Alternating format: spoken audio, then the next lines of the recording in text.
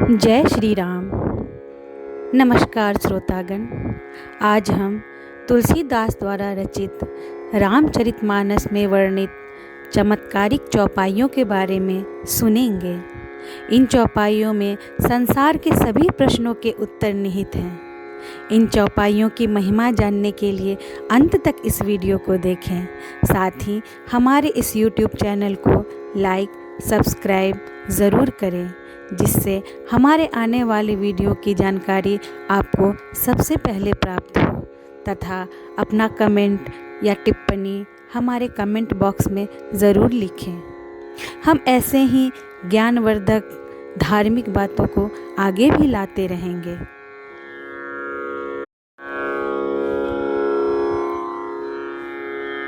गोस्वामी तुलसीदास द्वारा रचित श्री रामचरितमानस का स्थान हिंदी साहित्य में ही नहीं, जगत के साहित्य में निराला है।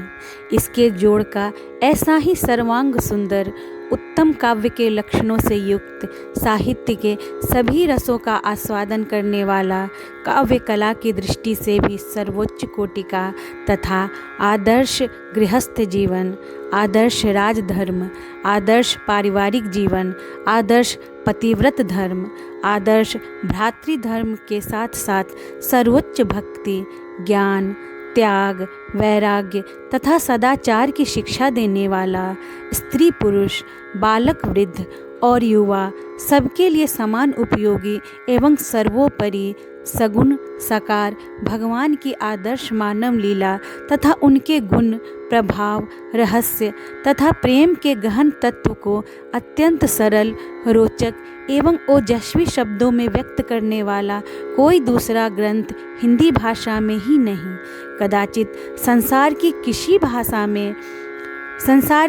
भाषा में आज तक नहीं लिखा गया।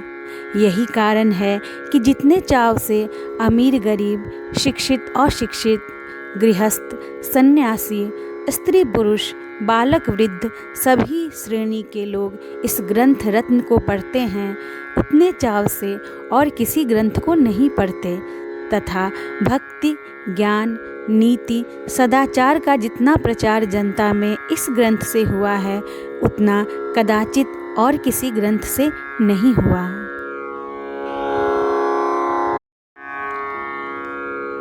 श्री रामचरितमानस एक आशीर्वादात्मक ग्रंथ है। इसके प्रत्येक पद को श्रद्धालु लोग मंत्रवत आदर देते हैं और इसके पाठ से लौकिक एवं पारमार्थिक अनेक कार्य सिद्ध करते हैं। यही नहीं, इसका श्रद्धापूर्वक पाठ करने तथा इसमें आए हुए उपदेशों का विचार पूर्वक मनन करने एवं उनके अनुसार आचरण करने से तथा इसमें वर्णित भगवान की मधुर लीलाओं का चिंतन एवं कीर्तन करने से मोक्ष रूप परम पुरुषार्थ एवं उससे भी बढ़कर भगवत प्रेम की प्राप्ति आसानी से की जा सकती है। वर्तमान समय में तो सर्वत्र हाहाकार मचा हुआ है। सारा संसार दुख एवं अशांति की भीषण ज्वाला से जल रहा है। जगत के कोने कोने में मार काट मची हुई है और प्रतिदिन हजारों मनुष्यों का संहार हो रहा है। करोड़ों अरबों की संपत्ति एक दूसरे के विनाश के लिए खर्च की जा रही है। विज्ञान की सारी शक्ति पृथ्वी को शमशान के रूप में परिणित करने में लगी हुई है। संसार के बड़े से बड़े मस्तिष्क संहारक के नए नए साधनों को ढूंढ निकालने में व्यस्त है। जगत में सुख, शांति एवं प्रेम का प्रसार करने तथा भगवत कृपा का जीवन में अनुभव करने के लिए रामचरितमानस का पाठ एवं अनुशीलन परम आवश्यक है। जय श्री राम।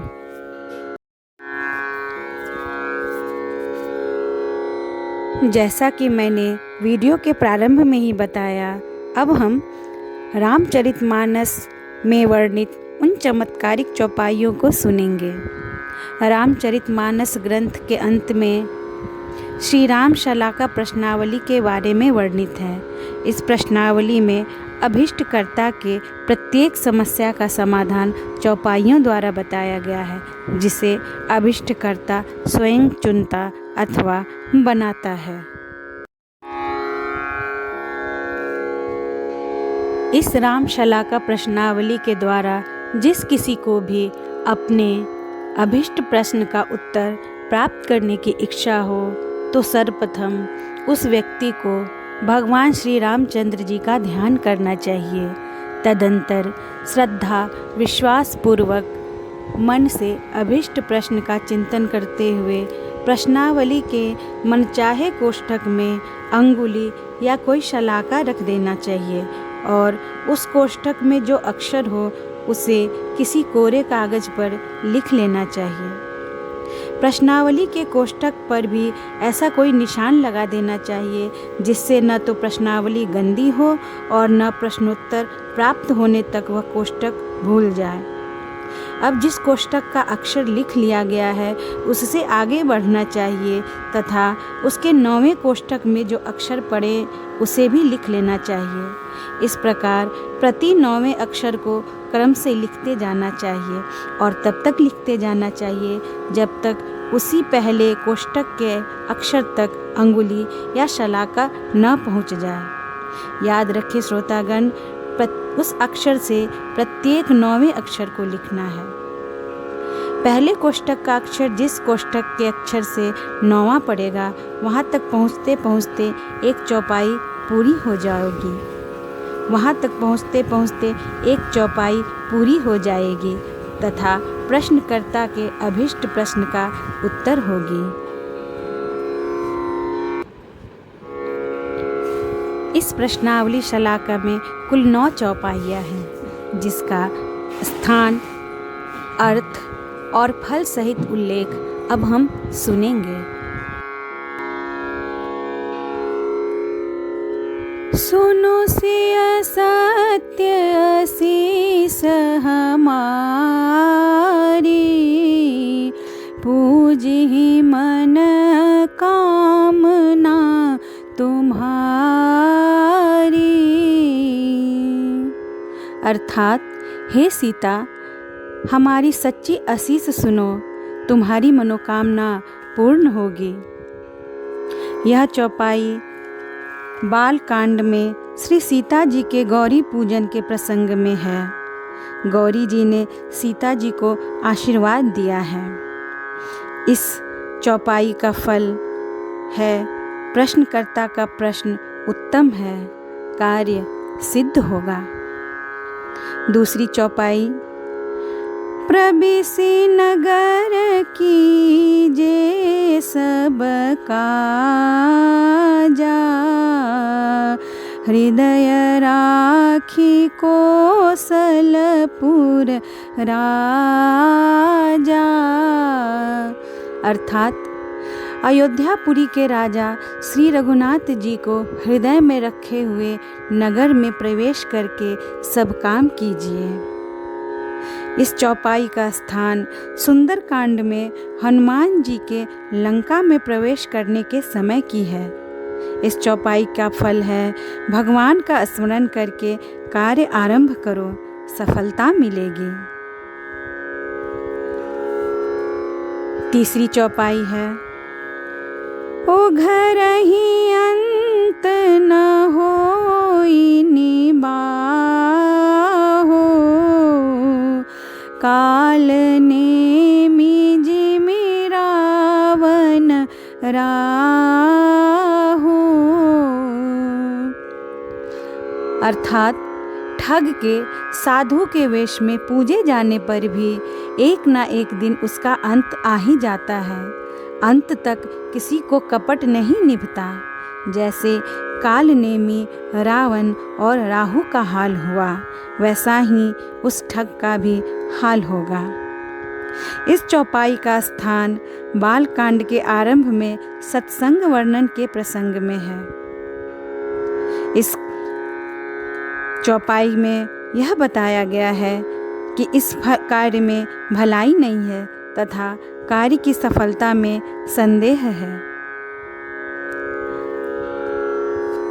चौथी चौपाई है मुद मंगलमय संत समाजो,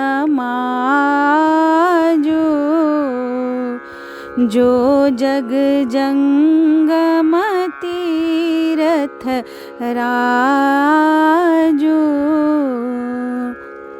अर्थात संतों का समाज आनंद और कल्याणमय है, जो जगत में चलता फिरता तीर्थराज प्रयाग है। इस चौपाई का स्थान बालकांड में संत समाज रूपी तीर्थ के वर्णन में है। अभिष्टकर्ता का प्रश्न उत्तम है तथा कार्य सिद्ध होगा, इस चौपाई का फल है। पांचवी चौपाई है गरल सुधारी पुकरहि मिताई, गोपद सिंधु अनल शीतलाई। अर्थात जो श्री राम जी को अपने हृदय में रखकर कार्य करता है, उसके लिए विष भी अमृत हो जाता है। शत्रु मित्रता करने लगते हैं, समुद्र गाय के खुर के बराबर हो जाता है और अग्नि में शीतलता आ जाती है। यह चौपाई का स्थान श्री हनुमान जी के लंका में प्रवेश करने के समय की है। यह सुंदर कांड में वर्णित है। अभिष्टकर्ता का प्रश्न बहुत ही श्रेष्ठ है तथा कार्य सफल होगा, यह इस चौपाई का फल है। छठी चौपाई है वरुण कुबेर सुरेश समीरा, रन सन्मुख धरि काहू न धीरा। अर्थात वरुण, कुबेर, इंद्र और वायु, इनमें से किसी ने भी रण में तुम्हारे सामने धैर्य नहीं धारण किया। यह चौपाई का स्थान लंका कांड में रावण की मृत्यु के पश्चात मंदोदरी के विलाप के प्रसंग में है।